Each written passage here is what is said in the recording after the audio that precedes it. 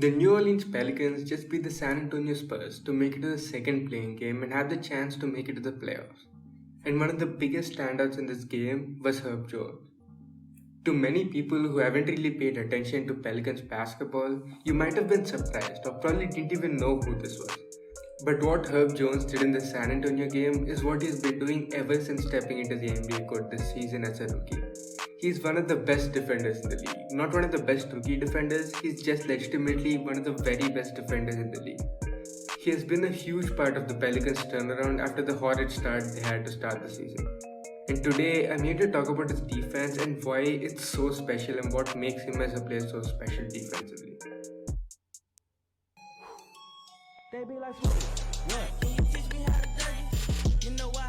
Cause all the bitches love it. All I need is a beat that's super bumpin'. And for you to back it up and dump it. Leave a like on this video and subscribe if you haven't already. I drop regular NBA content, and with the NBA playoffs coming up, this should interest you. So do subscribe to the channel and make sure you stay till the end so you don't miss anything.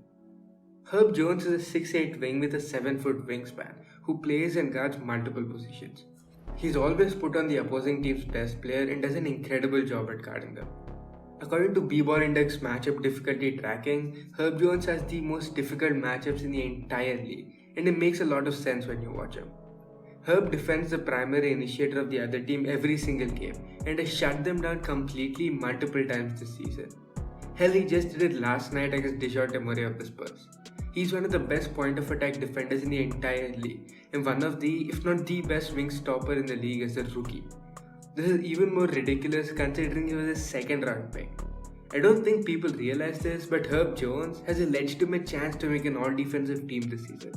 And if you ask me, he should make it very comfortably. What makes him an elite defender though? Herb's ability to move laterally with that size is insane. His mechanics on the defensive end are as sound and smooth as they get. He has incredible lateral quickness, probably the best out of any wing in the entire league. He's great at sliding his feet very well, and add on to that his 7-foot wingspan, and you get an incredibly good point of attack defender who is very hard to beat. His hands are always very active. He's constantly trying to steal the ball or make it super hard for his defender to get by him by using his hands because of how disruptive he is on the ball. He averages 1.7 steals per game, which ranks 4th in the league. If you have a relatively loose handle or you're caught not paying attention, Herb will steal the ball from you like he's taking a candy from a baby. You cannot be caught off guard with him. He will make you pay. These disruptive hands are not only on ball but off ball too. He averages over 3 deflections per game, and this ranks 7th in the entire league and 1st among all wing players in the league. Him being so active in passing lanes off ball and so disruptive with the hands on the ball makes him one of the best defensive playmakers in the entire league. The stuff Herb does on the ball is actually insane. His point of attack defense is up there with the best in the league. His disruptive hands are up there with the best in the league, and his defensive instincts are on par with just about anyone. He navigates around screens like it's absolutely nothing. In my opinion, there is no one in the league who can navigate screens better than Herb Jones. He knows when to go under the screen. He knows when to go over the screen. He doesn't die on screens even against some of the best screen setters in the entire league because he knows exactly where to be at what time and when. Pick and roll ball handlers average just over 0.8 points per possession when guarded by Herb, and his elite screen navigation is a big reason why. Even when he goes under screens against shooters, his super long wingspan allows him to get up a good contest on the shot. He contests 3.5 3-point shots per game per NBA.com, and that is one of the highest marks in the league. But what makes Herb an even more special defender beyond just his on-ball brilliance is just how good he is off the ball. As mentioned before, he's incredible in passing lanes and as a defensive playmaker, constantly disrupting opposing offensive sets for advantageous opportunities. He's also incredible as a help defender, using his quick feet and a 7-foot wingspan to get up great contests at the rim, providing a lot of value even here. His 0.8 blocks per game are great for someone at his position. He's an excellent defensive communicator, calling out opposing plays and calling for help regularly and very well. He's also great at doubling plays. He defends them from awkward angles and forces them to make long skip passes.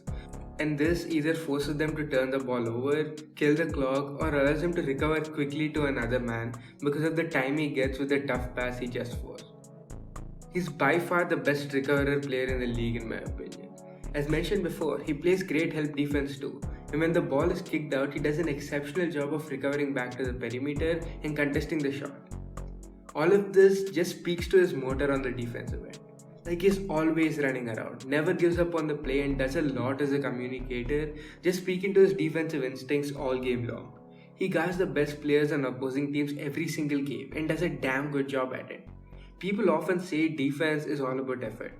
Well, I do think there is stuff only some players can do because of their talents and physical gifts. This statement is true to a certain extent. And when you're a guy gifted as physically as Herb is and have an incredibly high motor, there aren't many defenders in the league who are going to be better than you. And that is the case with Herb Jones. He's one of the 2 or 3 best wing stoppers in the league, with a very solid case of being number 1. He's incredible both on and off the ball, does an exceptional job of anchoring the defense as a player who predominantly plays on the perimeter and as a rookie. Like, that stuff is unheard of. Though the Pelicans still struggle a lot defensively overall as a team because of the personal limitations, they've been a top defense in the recent stretch of games and have consistently been a top 15 defense with Herb Jones on the floor. In my opinion, he's an all-defensive team lock. I don't think he'll make it because rookies don't usually make these teams even when they're deserving of it, but what Herb has been doing all season long on the defensive end is truly spectacular, and he's very deserving of this position. But as ridiculous and surprising as it is that Herb is one of the premier defenders in the league as a rookie, that probably isn't even the most surprising part about him this season. His offense is. His offensive limitations as a shooter is the reason he fell so low in the draft, and this is also why many draft people didn't have him very high in their mock drafts. And this was a very valid concern, but the Pelicans were the perfect situation for him to come into. Fred Vincent, the Pelicans shooting coach, is one of the best in the business. Ingram, Lonzo, and now Herb Jones have all taken massive steps as shooters, and a big reason for that is how good Fred Vincent is at his job. Herb is shooting 35.6% on catch and shoot threes, which isn't the best in the world or anything, but is just enough. Him being a smart cutter makes defenses respect him even more even if he isn't the best shooter in the world. He's an incredible connective passer and attacker off the catch. His healthy diet of drives to the rim show off his quick first step and impressive handles, and they've been a delight to watch. He's a good enough finisher at the rim too. Though he isn't the best offensive player in the world, he provides a lot of value on this end doing the small things. He provides a lot of value through his impressive floor vision and passing, incredible connective passing, and a positive off-ball play. The best part is, he is only 23 years old, and there's a lot of room to improve offensively obviously.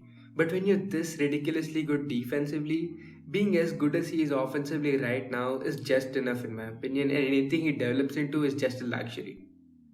In my opinion, he's an all-rookie and all-defensive lock, with the production he's been providing on both ends since game 1. He's going to be a very good defender and a very good player for a very long time in this league.